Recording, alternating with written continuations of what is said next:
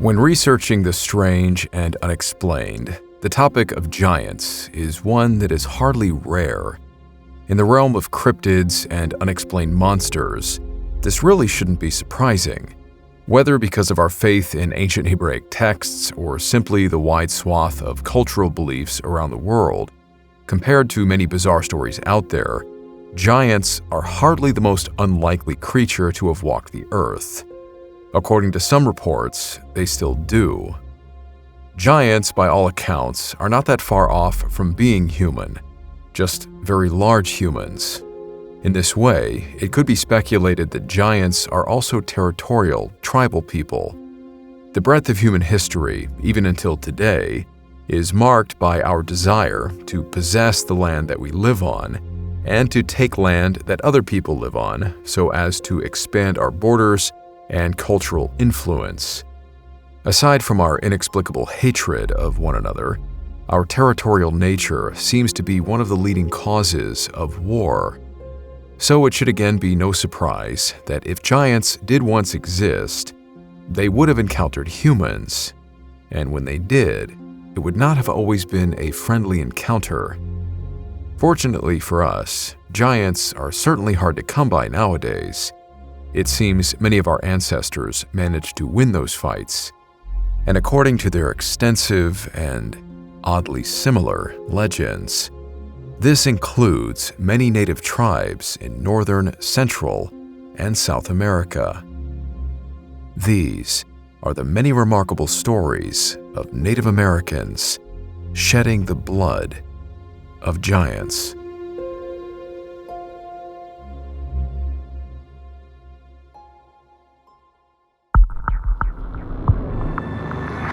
The mist which hangs before you offers you a choice to pass through or to escape. Beyond it are Stories which defy the explanation and fly in the face. of what we know to be real, It is a void of both reality and impossibility. of both fact and superstition. You alone are left to discern what to believe as you pass through what we call the fog of war.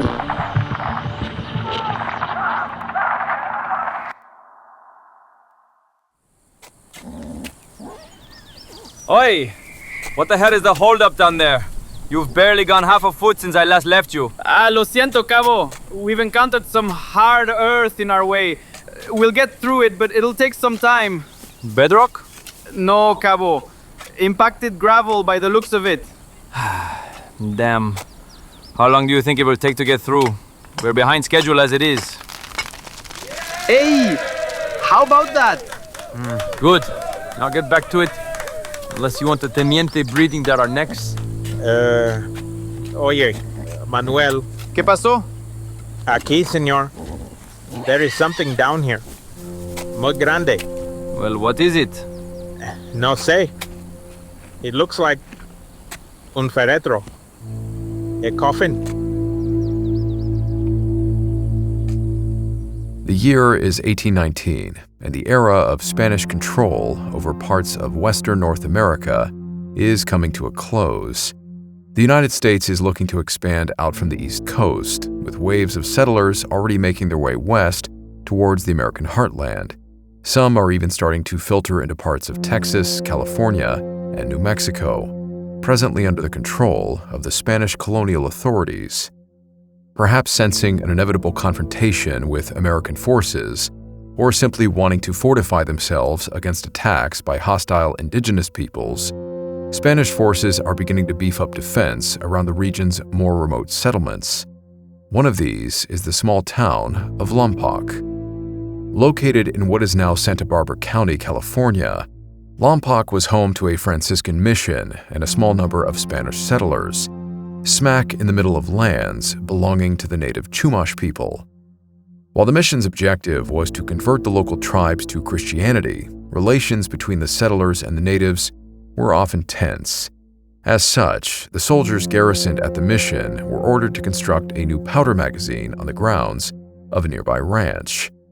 Under the intense heat of the California sun, sweat pouring down their faces, the men got to work on digging the pit. At first, things were going well, but after digging down several feet, construction ran into an annoying snag. They had hit a thick layer of hard gravel. They were on a tight schedule and couldn't afford to simply start over someplace else, so they grabbed their pickaxes and shovels and began the grueling task of hacking away at the gravel, which seemed to have been impacted and hardened over a long period of time. It would have been like breaking through crumbling cement.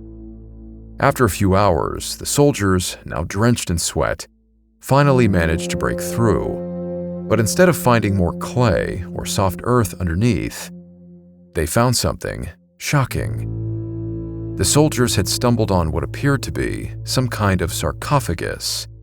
That in and of itself was strange enough, at least for these men who weren't familiar with ritualistic burials.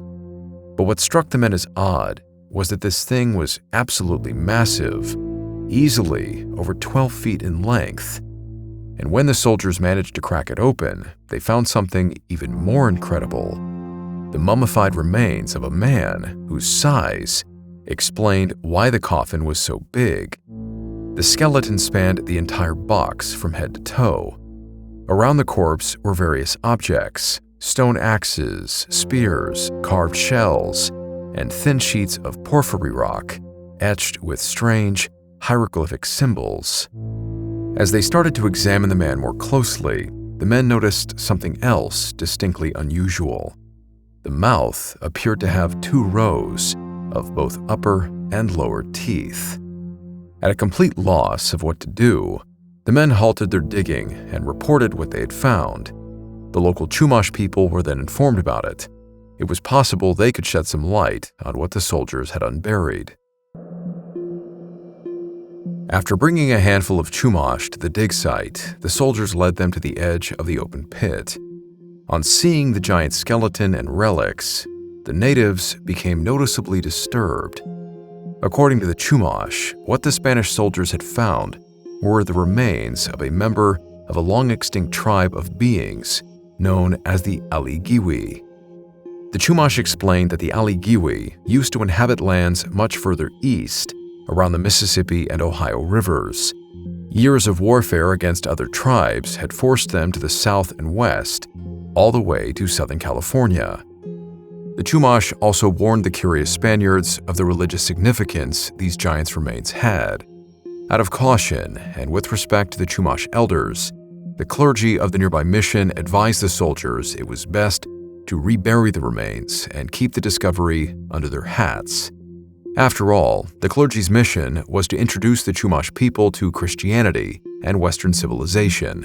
The last thing they needed was to upset them by desecrating something the Chumash people considered sacred. The soldiers quickly reburied the sleeping giant and his sarcophagus. They moved the Powder's magazine construction to another spot on the ranch, and the whole ordeal was quietly forgotten. That is, until 1833, when written records of the discovery are believed to have been found by Mexican authorities. Mexico had spent the prior decade in a war for its independence, finally forcing Spain out of North and Central America by the early 1820s. It is then presumed that the account of the giant skeleton in Lompoc was found among the scattered records left behind by either Spanish military personnel or the clergymen. However this story was discovered, the mention of the Aligiwi people by the native Chumash is by no means unique to this discovery of a giant skeleton by Spanish soldiers. You see, as indicated by the Chumash elders, the Aligiwi aren't just part of Chumash native folklore. The name Aligiwi and their fearsome reputation appears in the oral histories of multiple indigenous nations from all over North America. According to the Delaware, Iroquois, Cherokee, and Algonquin peoples, the Aligiwi once ruled over the lands of what is now the eastern United States. It is said that in ancient times, their fortified settlements dotted the banks of the Mississippi and Ohio rivers. The Delaware natives sometimes refer to the Ohio River as Aligiwi Sipo, or River of the Aligiwi.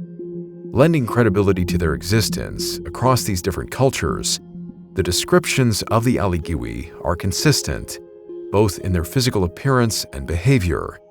While similar to humans, they are described as having distinct pale skin and red hair. The Aligiwi are widely said to have been gigantic people. They towered over early men. While their reported use of tools, primitive clothing, and defensive fortifications depicts them as being both sophisticated and intelligent, the Aligiwi were also known to be violent, a warrior society, one that, according to the spoken history of the Lenape Delaware people, was not kind to outsiders. In 1819, John Heckwelder, a writer and Christian missionary who'd spent much of his career with Native Americans, published a book titled History, Manners, and Customs of the Indian Nations who once inhabited Pennsylvania and the neighboring states.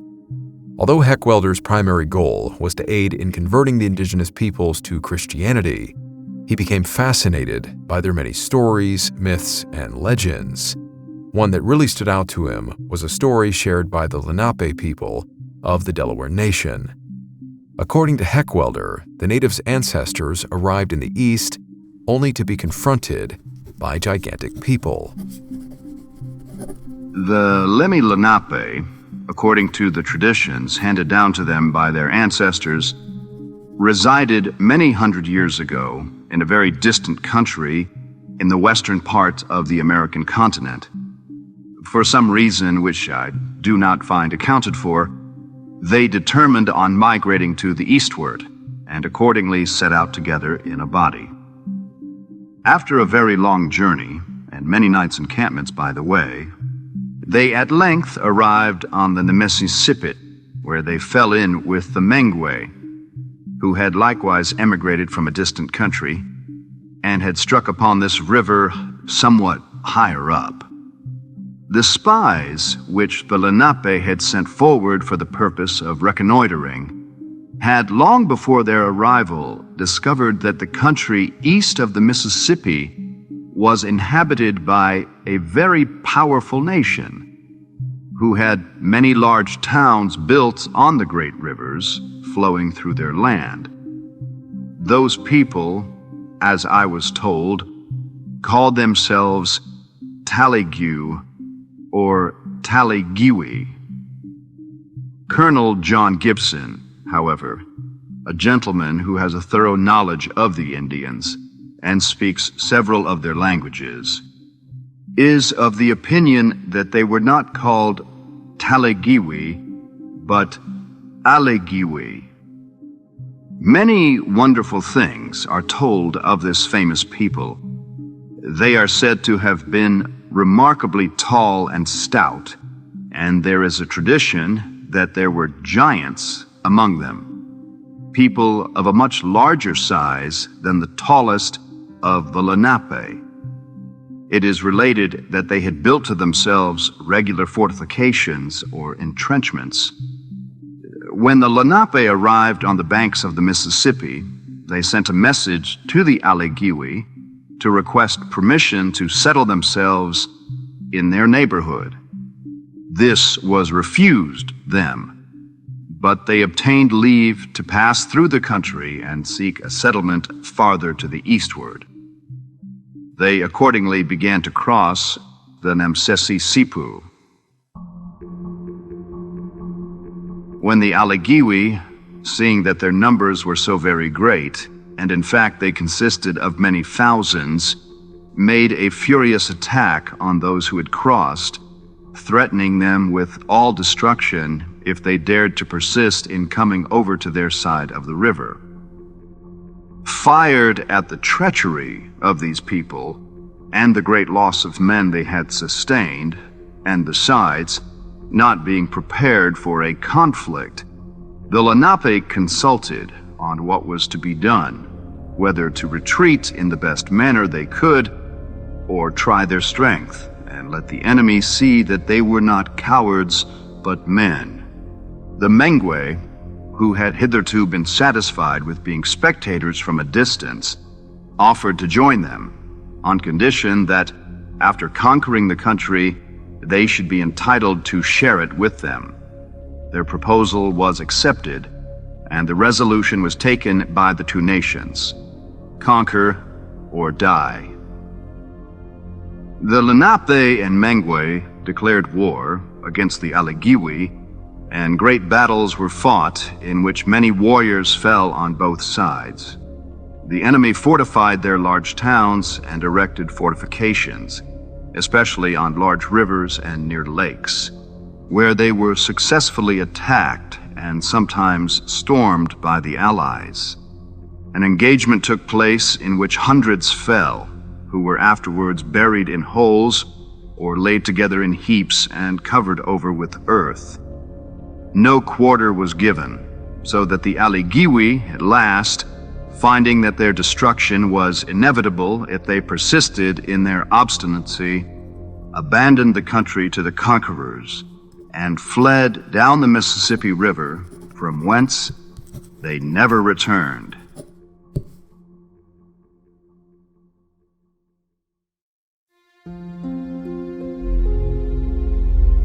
When a man like John Heckwelder publishes a book, he puts his name on it, knowing that book might become his legacy. It doesn't seem reasonable that Heckwelder would spend so much of his life living around native people, learning their culture, their history, and then publish a book titled History, Manners, and Customs of the Indian Nations, who once inhabited Pennsylvania and the neighboring states, and intend for anyone to read this book as fiction. So that's it. There were giants living in the eastern United States, but due to their territorial violence, two tribes, the Lenape and Mengwe, decided enough was enough. They took a leaf out of David's book and stood up against Goliath, driving the giants out of their lands. Whether believable or not, the concept of early man going to war with other pre-human species is something that's scientifically verified. As humans began to establish their dominance over the world thousands of years ago, it's believed they came to blows with another branch of human evolution, the Neanderthals. Like the epic battle between the American natives and the giants, it was a fight for survival. Through a variety of factors, including disease and warfare, humans slowly managed to push the Neanderthals from their lands. As far as we know, having never found a living specimen, this is what led to the complete extinction of the Neanderthals. According to the Lenape story, the Aligiwi faced the same expulsion. Realizing that they couldn't defend their lands, they retreated south down the Mississippi River.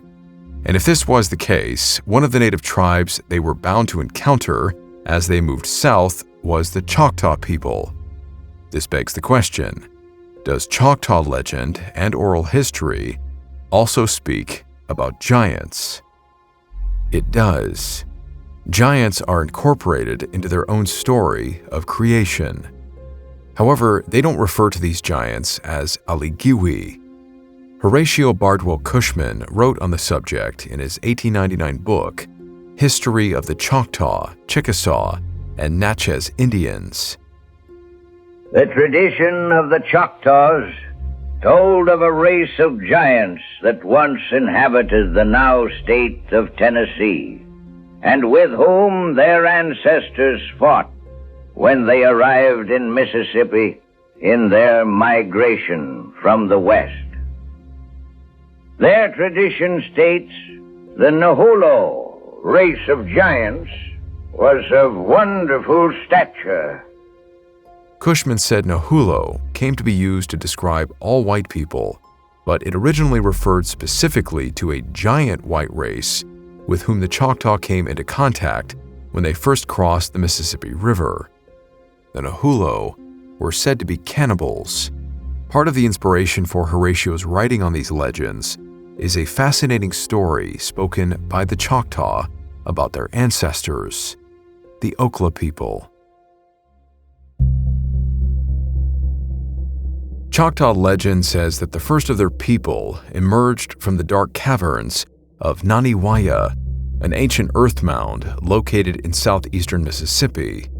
But that is only one part of a much larger story.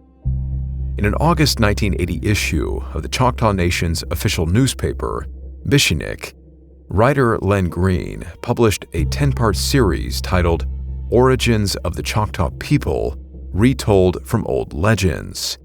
This segment, simply titled The Great War, tells the story of how the Choctaws' ancestors were driven underground in the first place. Long ago, possibly in the Middle Woodland period between 300 to 600 AD, the territory east of the Mississippi was known as Okla. For the Okla people, this place was a paradise. The fertile soil of the land around Naniwaya allowed the Okla to grow and harvest large amounts of crops, filling their stores with everything from corn, beans, peas, squash, and melons. Likewise, the trees and bushes provided them with all kinds of fruits, nuts, and berries. Game animals were in no short supply, and hunters rarely came back empty-handed. Despite some of these hunting parties straying into land controlled by other tribes, resulting in small skirmishes, the Okla people enjoyed a period of uninterrupted peace and prosperity. That is, until a mysterious stranger wandered into their territory one day with an urgent warning. The man, whose name was Hopainla, claimed to be a messenger of the almighty Sunfather. He told the Okla that a race of white-skinned giants would soon descend on their lands from the north. He frantically explained to anyone that would listen that they needed to prepare for the coming danger. But the Okla simply laughed off the strange man's ramblings. Soon they would realize the man wasn't a lunatic. Word came down from a few smaller villages on the outskirts of the Okla territory who claimed to have been visited by several massive, pale beings. Due to their immense size, the Okla referred to them as the Nahulo. At that time in Choctaw history, Nahulo simply meant giant, but it has since become a blanket term describing white people in the Choctaw language.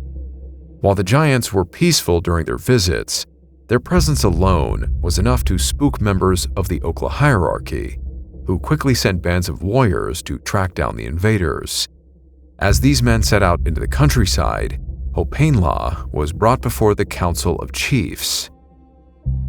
While the council's primary concern was to protect their people, they were also adamant about defending their sacred homeland. But Hopainla told them there was no hope in winning a direct fight with Nahulo. The giants were just too powerful. The Okla's best bet for survival was to gather up all the supplies they could and go into hiding. When asked about where they could seek shelter, Hopainla led the chiefs to the river that flowed behind Naniwaya. It was there that he showed them a concealed entranceway to an extensive network of caverns running deep beneath the sacred mound, which were flowing with freshwater streams. Turning to the chiefs, Hopainla said, "We must bring to this cavern all of the corn we can gather, all of the nuts, all of the pigs, and all other foodstuffs that we can store. We may also eat of the white and gray mushrooms that grow in these caverns, but we must not touch the black mushrooms, for they are filled with a terrible poison." Though some of the chiefs wanted to wait for the scouting parties to return with more information, Hopainla insisted that they needed to begin preparations now. Once the invasion started, he said, it would already be too late. And so, it was decided. The chiefs mobilized their people and prepared to shelter underground. Their decision came not a moment too soon. In the fall of that year, the Nahulo struck with full force. The Nahulo swarmed into Okla territory from the north, killing and burning everything that stood in their path. By the time the scouting parties returned, what was left of them anyway, the scenes they described were grim. Our arrows and darts but pierced their skins deep enough to make them angry, the warriors reported. With their huge clubs and axes, they scattered us as a flurry of dried leaves before a high wind. The ground became so slickened from our blood and our escaping entrails that we could hardly stand a fight, and the streams and rivers ran red with the blood of Okla. Fortunately, by this point, the caverns were just about fully stocked with all of the provisions and supplies the Okla could muster. For the many chiefs who wanted to stand and fight for their homeland, The decision to abandon it was not an easy one, but the lives of their people were worth more than their pride, and so the Okla left the surface behind and journeyed underground.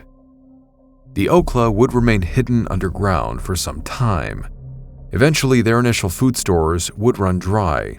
They would need to leave their cave on occasion. Only a few ever ventured out, and only during the nighttime hours, to hunt, fish, or harvest what food they could. But even as they hunted for wild game, the Okla were constantly being hunted by the Nahulo. Days would become weeks, weeks would become months, and soon they had spent years in hiding. They were surviving, yes, but this was no way to live. They had been underground for so long that some of the younger generations had never even seen the sun or felt its warmth. But one day, a rebellious young man stepped forward, determined to change things.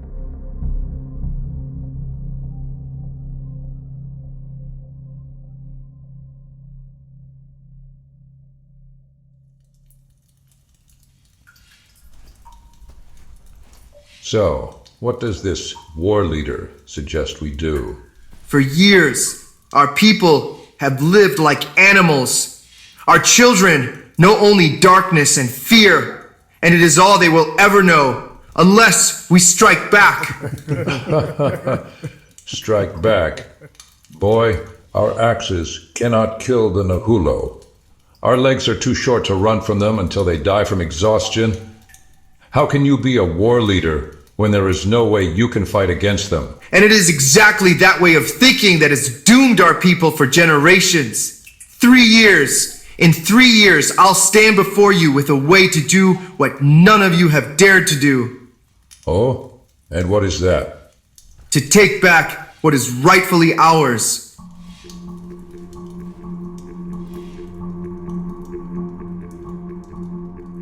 This young Okla stood before the Council of Chiefs and declared that his name would now be Palichitati, or war leader. He passionately appealed to the chiefs, saying that it was time that they rose up against the Nahulo and reclaim the surface. Hearing this, the council laughed, but Palichitati was persistent. In 3 years' time, he said, he would once again stand before the council with a plan to fight the giants. True to his word, Palichitati returned to the chiefs 3 years later, still stubborn as ever. This time, he presented them with a newly developed weapon. It was a small dart that contained a lethal poison, harvested from the black mushrooms within the caverns. A pig was brought in, and Palichitati gave a demonstration, loading one of the darts into a blowgun and firing it into the pig's side. The chiefs were still skeptical. Some could barely stop themselves from laughing. 3 years, and this was his grand strategy to beat the giants? A tiny dart? How could it carry enough poison to kill a pig, let alone something as big as a full-grown Nahulo? Their protests were silenced when the pig suddenly collapsed onto the ground, twitched, and stopped moving. Palichitati turned to the council and said that he had already tested the poison on the Nahulo, sneaking out one night to stick 2 of the giants with the darts. Both of his targets were dead within minutes. And just like that, their many years of hiding and being hunted were over. The Okla were ready for war. Armed with blowguns and their new poison darts, the Okla warriors emerged from their caverns in the dead of night, setting off into the countryside to hunt down any Nahulo they could find. Asleep in their encampments, the giants were blissfully unaware of the small darts being shot into their skin, shrugging them off as bug bites. But then the others awoke to find dozens of their fellow warriors dead. The Nahulo thought that they were being plagued by some kind of poisonous insect. Hoping to avoid being stung themselves, the survivors quickly moved their encampments far away from the Naniwaya mound, where the Okla had remained hidden. The Okla warriors did not relent. They continued attacking the giants night after night, until finally the Nahulo fled the region entirely. It is here that the common version of the Choctaw creation story begins. their Okla ancestors, after years of knowing only war and darkness, emerged from the caverns beneath Naniwaya to reclaim their homeland and build a new future. Having been completely chased out of Okla, the Nahulo seemed to then disappear from Choctaw history. But like the Aligiwi, it's possible that what remained of the Nahulo may have relocated elsewhere. According to stories told by the Paiute peoples, these giants, though now only a small remnant of their former civilization, unable to return north, may have left the east behind and headed towards the desert lands and the west coast. Born in 1844 near Humboldt Lake in what is now Nevada, Sarah Winnemucca Hopkins was a writer, activist, educator, lecturer, and proud member of the Northern Paiute people. While the world she grew up in was becoming more and more dominated by American and European settlers, she held firm to her indigenous heritage and sought to educate Americans on the history and beliefs of her people. In 1882, Sarah published a book titled Life Among the Paiutes, Their Wrongs and Claims. In Chapter 4, she tells a story, one that has long been passed down through Paiute oral history. According to this incredible account, the Paiute people once engaged in a war of total annihilation against a tribe of pale-skinned, red-haired barbarians who made their last stand at a place called Lovelock Cave, a real location in Nevada. The description of this tribe has some notable similarities to the Aligiwi and Nahulo. These barbarian giants were also said to be cannibals.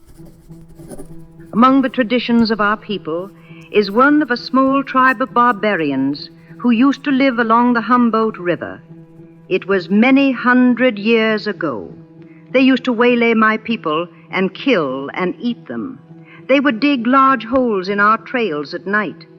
And if any of our people traveled at night, which they did, for they were afraid of these barbarous people, they would oftentimes fall into these holes.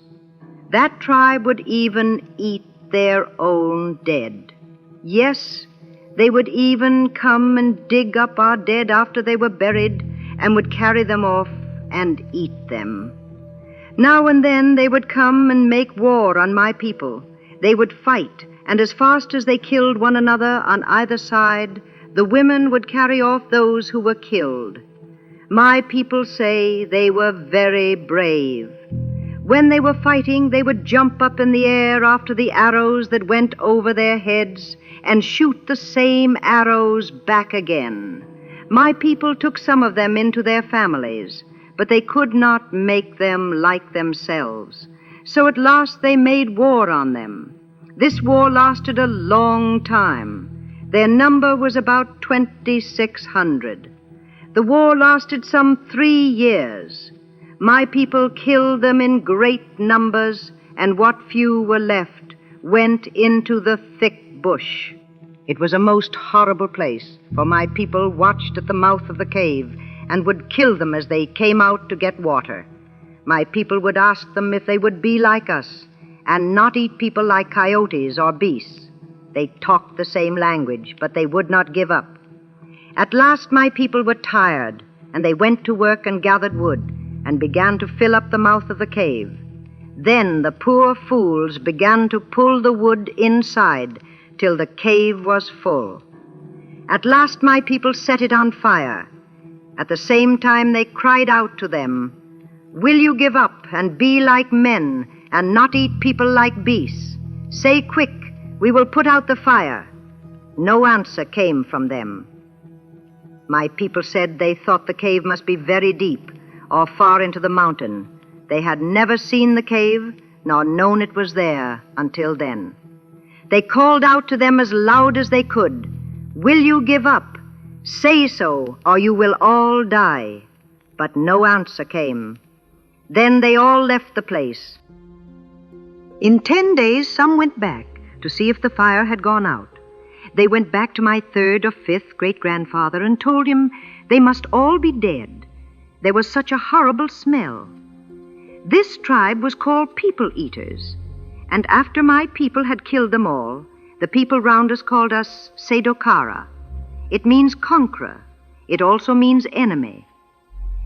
I do not know how we came by the name of Paiutes. It is not an Indian word.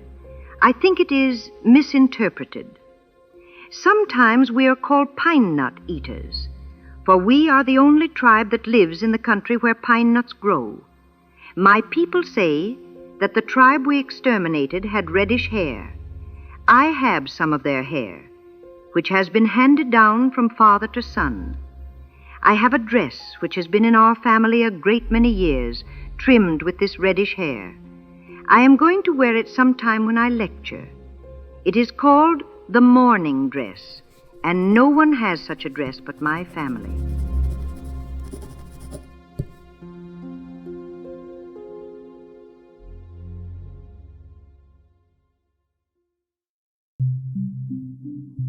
Reports of giants living and fighting for their stake in the Midwest are spoken about by other tribes, including the Comanches, a tribe from the Great Plains.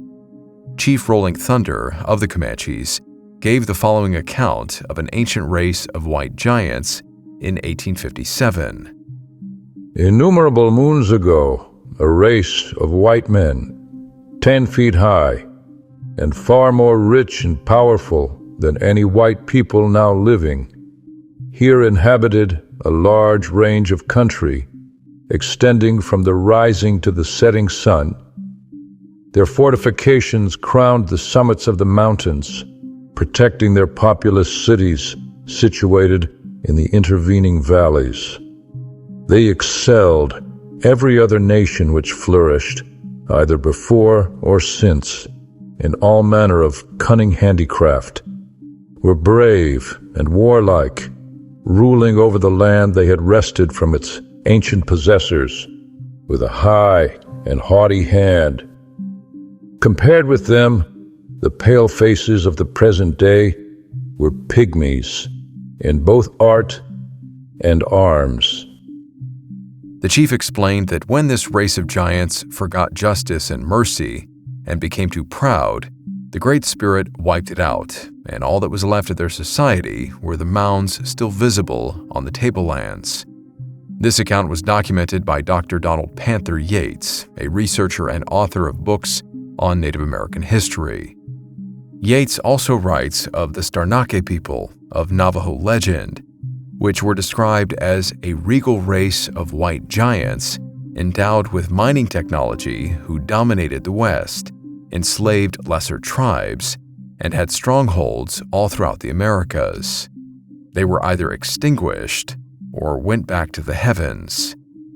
Around the same time, in 1864, journalist Pedro de Cieza de Leon wrote in Chronicle of Peru about legendary giants described to him by the Manta indigenous people. There are, however, reports concerning giants in Peru who landed on the coast at the point of Santa Elena. The natives relate the following tradition, which had been received from their ancestors from very remote times. They arrived on the coast in boats made of reeds, as big as large ships, a party of men of such size that from the knee downwards their height was as great as the entire height of an ordinary man, though he might be of good stature. Their limbs were all in proportion to the deformed size of their bodies, and it was a monstrous thing to see their heads with hair reaching to the shoulders. Their eyes were as large as small plates. De Leon said that the sexual habits of the giants were revolting to the natives, and heaven eventually wiped out the giants because of those habits. While it is merely speculation, the existence of these legends from the early native tribes, whose territories span from the east all the way to the west of what is currently the United States, does seem to paint a picture.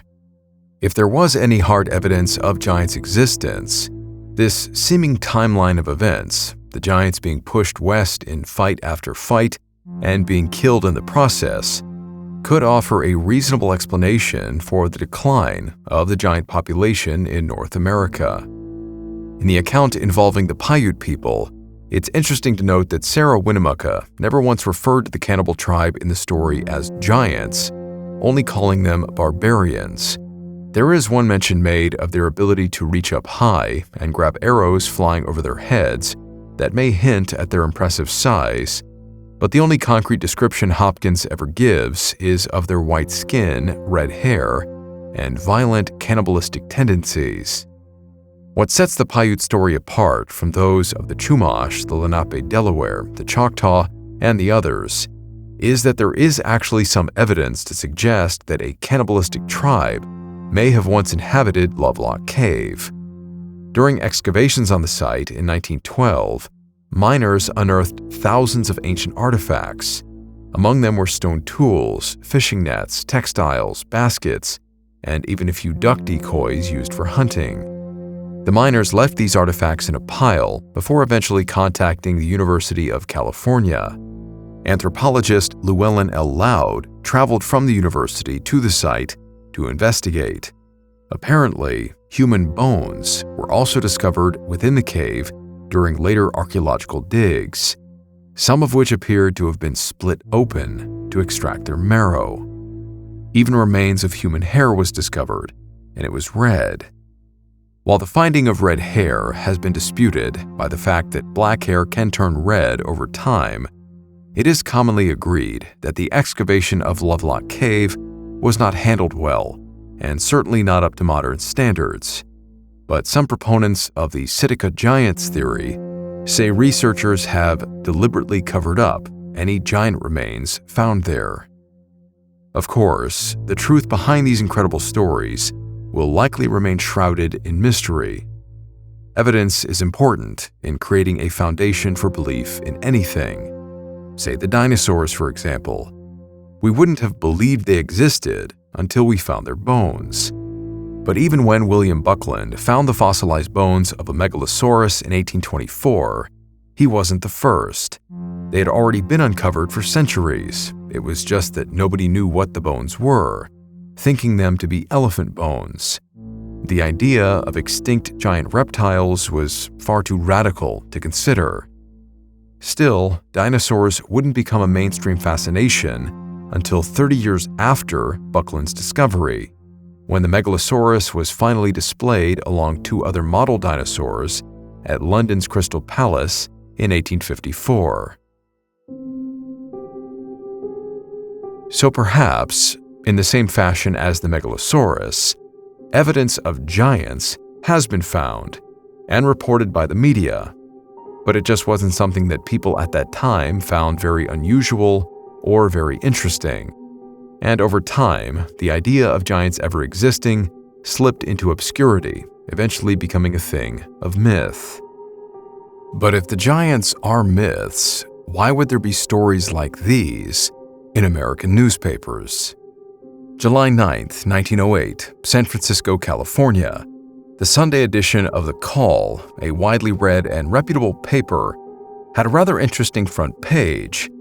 We can read about the day's forecast: clear, southwest wind, maximum temperature 62, with a low of 52. We can read about Maury Preston, the socialist labor candidate for president of the United States, who declined his nomination. Or a bit of hot gossip about Dr. Henry Nelson Minor of Berkeley, who exclaimed to the judge that his wife was like a vampire, sucking my blood drop by drop, during a popular divorce case. Or there's Mr. William Woody of Cottonwood, accidentally shooting through his left hand and hitting Mrs. Henry Beebe, who was standing next to him, as he cleaned his revolver during the Old Soldiers' Camp meeting near Whitmore. There's an update on the rise in anarchy in Salvador. The revolutionaries had just captured the town of Gracias. And crammed in between these everyday stories is something a bit eye-catching. A story titled "Discover Skeletons of 14 Prehistoric Indians. Remains of Giant Race are found near Santa Monica Beach." Special dispatch to The Call, Los Angeles, July 8th. 14 skeletons of giant Indians supposed to have roved this section centuries ago have just been dug from the sands of the beach on the Malibu Ranch just north of Santa Monica. The smallest skeleton indicates a stature of 7 feet, while several of the Indians must have been at least 8 feet tall. The discovery was made by 3 Santa Monica men camping at the mouth of Malibu Canyon. The skull's teeth and bones are in an excellent state of preservation. Many relics of an extinct race have been found in the same locality, but no skeletons of such size have ever before been unearthed. Just over a week later, the same story was run again in another reputable paper. The name might ring a bell: the Lompoc Journal. On the front page of the Saturday, July 18, 1908 edition, right above a blurb about new laws regarding railroads and lumber transport safety, and an awful story about a respected government man killing his 3-year-old daughter and himself in a fit of insanity, there's a story titled Find Bones of Giants. Santa Monica, what is believed to be the burial ground of the giant race which inhabited these shores before the discovery of California by Cabrillo, was found last week by campers. On the beach of Malibu Ranch where they camped, the party observed a skull protruding out of the ocean's shelving bank of sand and gravel. Digging a few minutes, they unearthed 14 more skulls and a number of complete skeletons, all more than 7 and several over 8 feet long. A large collection of heavy stone mortars, pestles, utensils of various kinds, and arrow points were dug up nearby. Imagine a story like that today, squashed into a small section on the front page of your daily paper, and it not being the main headline of the day.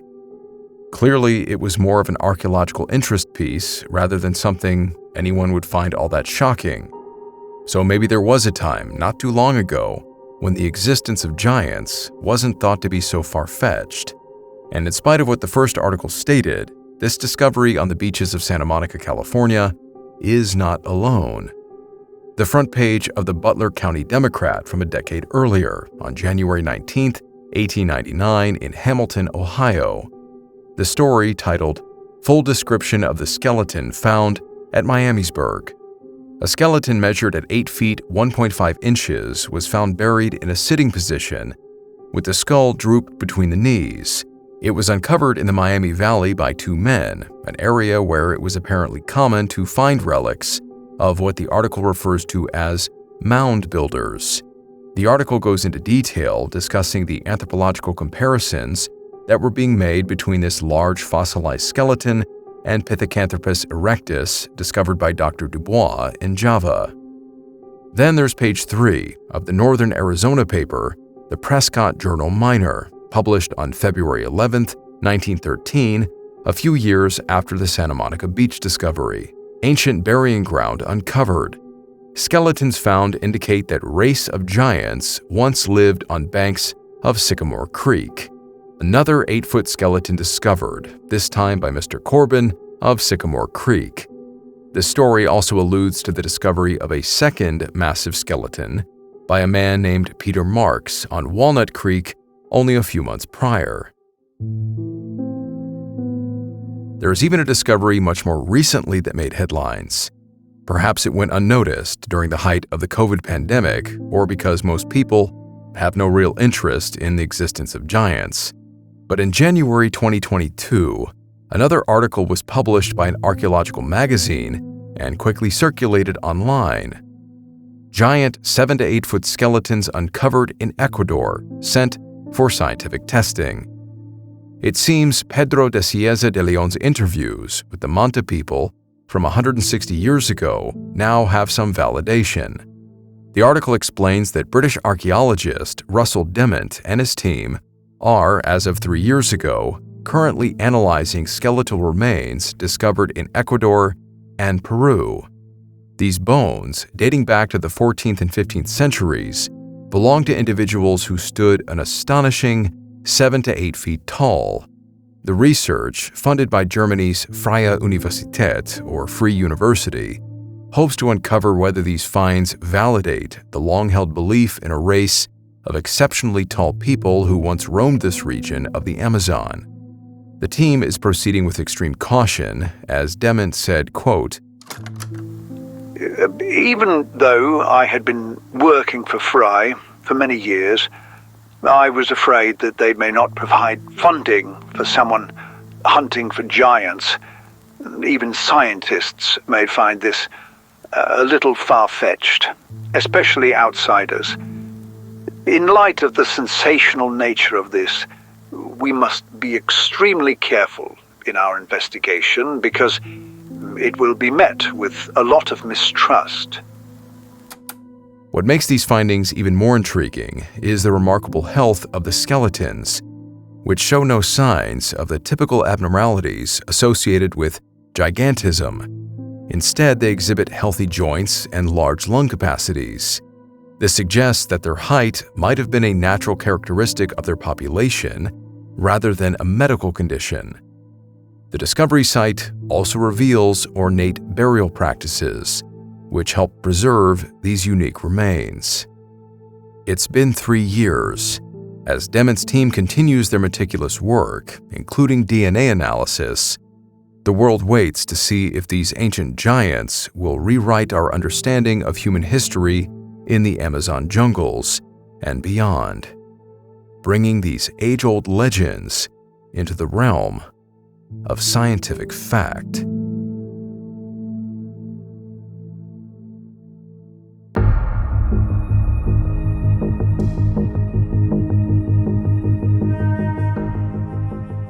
Hey guys, thank you for sticking around here for the after action in the credits.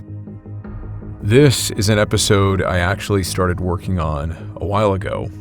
The Solomon Island Giants episode was the result of me starting to research the Lompoc giant story with the Mexican soldiers, finding all this material on giants, and then running across the Solomon Island story, so I pivoted away from this one. And I'm glad I did, because I think Jake did an excellent job diving into the research on this one and connecting all these stories together. Even as someone who studies scripture and has found it undeniably true, which would then by default include the stories about giants like the Nephilim, the descendants of Anak, Goliath, etc., there is still a part of my brain that has found the idea of giants living in the Americas difficult to fully accept. But now, I mean, when Jake wrote this script, it's not like he found a single source that had connected the dots in the same way as you just saw. From stories on the giant Aligiwi people, as told by at least 4 different native tribes living in the American Northeast, followed by the Choctaw legends in the American Southeast, and then the Paiutes further west in Nevada, and then the Chumash people in California. Even if some of the native legends became a bit embellished over time, when you line up the timelines, it does seem to paint a picture of why, because we don't see giants today. Giants disappeared from North America.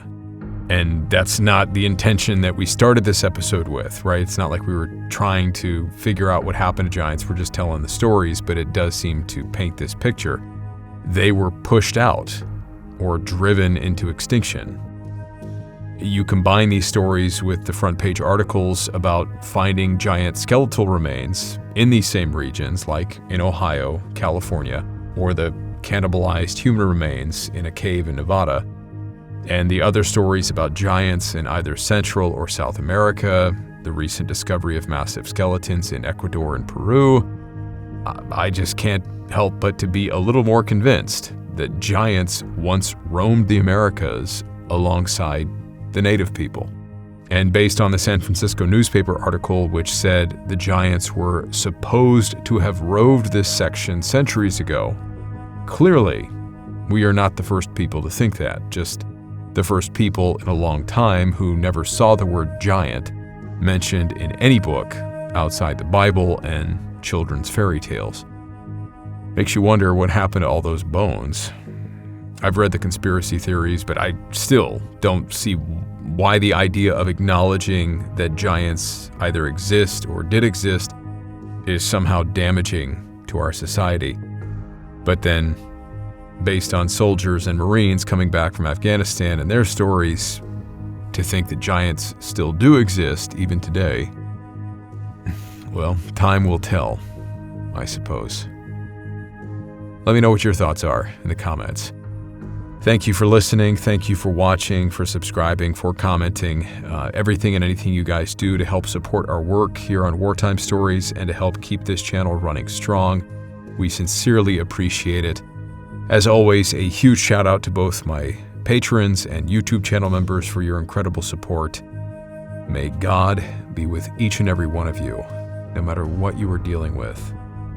And I will see you in the next episode.